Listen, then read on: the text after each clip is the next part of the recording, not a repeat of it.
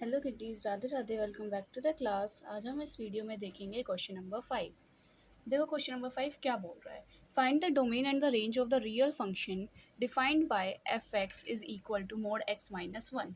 इसका मतलब क्या है, हमें डोमेन और रेंज निकालनी है। मैंने क्या बताया था कि जब डोमेन हमें निकालना है तो डोमेन देखो हम क्या क्या रख सकते हैं। डोमेन मतलब एक्स, एक्स की वैल्यू हम क्या क्या रख सकते हैं, कुछ भी रख सकते हैं। कोई कंडीशन नहीं दी है तो हम एक्स की वैल्यू तो कुछ भी रख सकते हैं, 0 1 2 3 4 इनफाइनाइट तक। तो हम बोल सकते हैं domain will be R real number.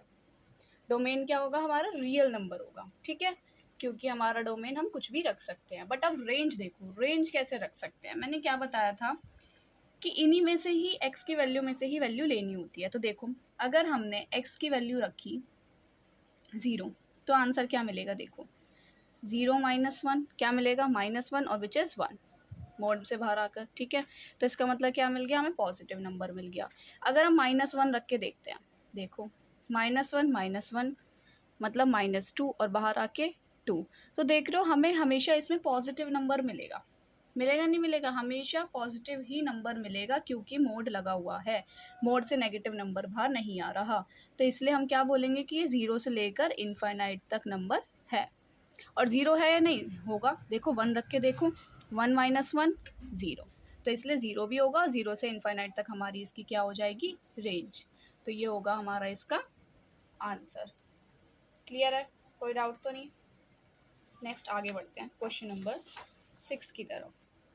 देखो क्या बोल रहे हैं। एफ एक फंक्शन है जिसमें क्या दिया है, x square comma x square upon में 1 प्लस एक्स स्क्वायर। और एक्स क्या है, हमारा रियल नंबर। और ये एक फंक्शन है आर टू आर, मतलब रियल नंबर से रियल नंबर तक ये फंक्शन जा रहा है। हमें क्या बतानी है, रेंज। रेंज कैसे निकालेंगे, देखो हमारा फंक्शन है ये, हमें पता है ये किसकी वैल्यू होती है, ये होती है हमारी एक्स की वैल्यू और ये दूसरी वाली होती है हमारे वाई की वैल्यू। क्लियर है, मतलब वाई की वैल्यू हमारी क्या आएगी, x square upon 1 plus x square. ऐसी तो होते हैं कोऑर्डिनेट्स, जो भी हमारा ऐसे कोई कोऑर्डिनेट लिखा होता है तो ये एक्स होता है, एक्स वाई होता है, तो बस सेम यही लिखा हुआ है, ठीक है। तो अब हमें पता है डिनोमिनेटर में क्या दे रखा है, 1 प्लस एक्स स्क्वायर। क्लियर है। अगर अब हम x की वैल्यू देखें, x की वैल्यू तो x है, मतलब x तो रियल नंबर है, x तो हम कुछ भी रख सकते हैं। तो देखो अगर हमने x को 0 माना तो x की वैल्यू क्या आ जाएगी, देखो 0 क्या आ जाएगी, y की वैल्यू, सॉरी y की वैल्यू, अगर x को 0 माना तो y की वैल्यू आ जाएगी 0, क्योंकि पूरा ही 0 हो जाएगा, ये ऑलरेडी 0 है ना। x की वैल्यू अब देखो 1 रखो तो क्या आ जाएगा, 1 का स्क्वायर अपॉन 1 प्लस 1 2, मतलब 1/2 आ जाएगा। क्लियर है। अब देखो x की वैल्यू -1 रख के देख लेते हैं तो क्या आ जाएगा, -1 का स्क्वायर 1 अपॉन 1 प्लस -1 का स्क्वायर 1, तो 1/2, तब भी 1/2 आ गया। 2 रखेंगे मतलब +-1 से तो सेम ही वैल्यू आ रही है, तो +-2 से क्या वैल्यू आएगी, 2 का स्क्वायर 4/1 प्लस 2 का स्क्वायर 4, तो 4/5। तो ये देख रहे हो ये सारे फ्रैक्शन में वैल्यूज मिल रही है। और फ्रैक्शन की वैल्यू मैंने क्या, प्रोबेबिलिटी में हम पढ़कर आता है ना कि फ्रैक्शन की वैल्यू क्या होती है, 1 से छोटी ही है। देखो ये सारे 1 से छोटी ही आ रही है। क्लियर है। तो हम रेंज क्या बोल सकते हैं, रेंज हम लिख सकते हैं, देखो 0 आ रहा है, हाँ आ रहा है, तो 0 तो है, 0 से कहाँ तक होगी, 0 से 1 तक जाएगी, क्योंकि ये सारे फ्रैक्शन में वैल्यूज आ रही है। क्लियर है। और जब फ्रैक्शन में वैल्यू आएगी तो इसका मतलब वो 1 से छोटी ही होगी, और 1 तो आएगी ही नहीं, है ना, 1 प्लस है हमेशा। क्लियर है। तो ये होगी हमारी इसकी रेंज। कोई डाउट, क्या किया था दोबारा समझ लो। ये x था, ये y था, हमने इसमें x की वैल्यू कुछ भी रख के देखी, क्योंकि बोला है रियल नंबर हम कुछ भी रख सकते हैं, तो रख के देखा हमने रियल नंबर। जैसे जैसे हम x की वैल्यू रखते जा रहे हैं हमें y की वैल्यू मिलती जा रही है। 0 रखा तो 0 मिला, 1 ये +-1 जो भी रखा हमने, हमें 1/2 मिल गया। हम देख रहे हैं फ्रैक्शन में वैल्यूज मिल रही है, और ये फ्रैक्शन की वैल्यू क्या होती है, 1 से छोटी है। देख लो सारी 1 से छोटी है, क्यों, क्योंकि जब न्यूमरेटर हमारा छोटा होता है ना डिनोमिनेटर से, तो ये सारी वैल्यूज 1 से हमारी छोटी ही होती हैं। ये हमने प्रोबेबिलिटी में पढ़ा हुआ है। तो बस सेम यही चीज़ है, डिनोमिनेटर बड़ा है तो सारी वैल्यूज़ क्या आएंगी, 1 से छोटी आएंगी। तो सारी फ्रैक्शन वैल्यू हम क्या लिख सकते हैं, रेंज। 0 भी मिल रहा है हमारा आंसर, तो 0 से लेकर 1 तक, तो ये होंगी हमारी सारी वैल्यूज़, रेंज। ठीक है, आगे बढ़ते हैं क्वेश्चन नंबर 7। क्वेश्चन नंबर 7 क्या बोल रहा है, लेट एफ एक फंक्शन है और जी भी R to R real number से जा रहा है, डिफाइंड बाय एफ एक्स ऐसे डिफाइन किया, जी एक्स ऐसे डिफाइन किया। हमें f plus g, f minus g और एफ अपॉन जी निकालना है। बहुत सिंपल है, एफ प्लस जी निकाल लो, मतलब दोनों को प्लस कर दो। कैसे, f of x plus g of x, दोनों को प्लस करेंगे तो क्या आएगा x प्लस 1 प्लस में 2x माइनस 3, क्या आ जाएगा 3x माइनस 2।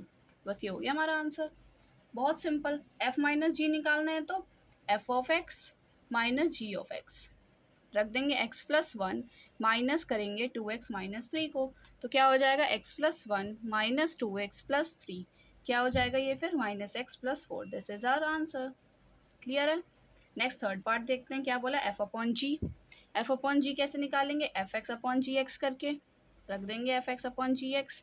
एफ एक्स क्या है x प्लस 1, जी एक्स क्या है 2x माइनस 3। तो क्या हो सकती है x की वैल्यू, सारी हो सकती है, बस नीचे जीरो नहीं बनना चाहिए, है ना। तो जीरो कैसे बनेगा, देखो 2x minus 3 is equal to zero. Zero हम बना के देखते हैं कि किस वैल्यू पे जीरो बन रहा है। तो हमें 3/2 रखने पर जीरो बन रहा है, देखो 2 इंटू 3/2 माइनस 3 कटा 3 माइनस 3 जीरो, है ना। तो 3/2 रखने पर जीरो बन रहा है, तो हम क्या बोलेंगे कि यहाँ पे x की वैल्यू क्या नहीं हो सकती, 3/2 नहीं हो सकती। क्लियर है, क्योंकि x की वैल्यू 3/2 रखने पर क्या हो जाएगा, पूरा आंसर हमारा जीरो हो जाएगा। क्लियर है, तो इसलिए हम x की वैल्यू बिल्कुल भी 3/2 नहीं रख सकते, और सिंपल है, बाकी सब वैल्यूज पुट करेंगे तो इसमें तो बस यही आ जाएगा कि x की वैल्यू 3/2 नहीं हो सकती, बाकी कुछ भी हो सकती है। क्लियर, आगे बढ़ते हैं। क्वेश्चन नंबर 8, कोई डाउट हो मेरे से पूछते जाना।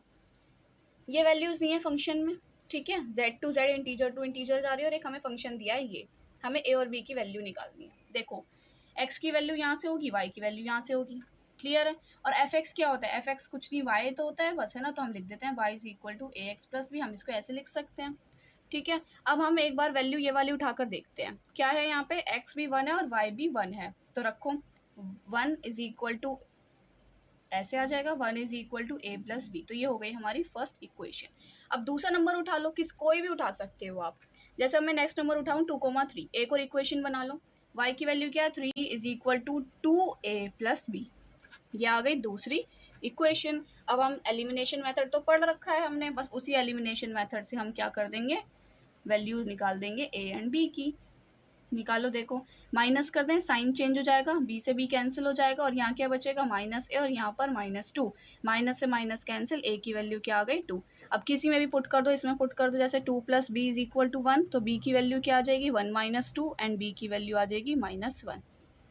क्लियर है, बहुत सिंपल था, ए और बी की सिंपल वैल्यूज ही निकालनी थी, और हमें ये फंक्शन में दे ही रखी है एक्स और वाई की वैल्यूज, ये एक्स और वाई, चाहे ये 2 पॉइंट्स रख के देख लो, चाहे ये 2 पॉइंट्स रख के देख लो, चाहे ये दो, चाहे ये दो, कोई से भी 2 पॉइंट्स रख के 2 इक्वेशंस निकालनी है, और फिर एलिमिनेशन मेथड से ए और बी की वैल्यू निकालनी है, वही बच्चों वाला मेथड जो होता था बचपन में हम जो करके आए हैं, मतलब 10th क्लास में। क्लियर है, कोई डाउट तो नहीं है। आज के लिए इतना ही, देखते हैं नेक्स्ट क्वेश्चंस करेंगे नेक्स्ट क्लास में, आगे के सारे क्वेश्चंस। कोई भी डाउट होता है तो मुझे कमेंट सेक्शन में आप बता सकते हो। मिलते हैं नेक्स्ट वीडियो में। आज की वीडियो समझ आई हो तो प्लीज़ लाइक कीजिए, कमेंट कीजिए, शेयर कीजिए, और अपने क्लासमेट्स के साथ शेयर कीजिए और सब्सक्राइब कीजिए। मिलते हैं नेक्स्ट वीडियो में। राधे राधे।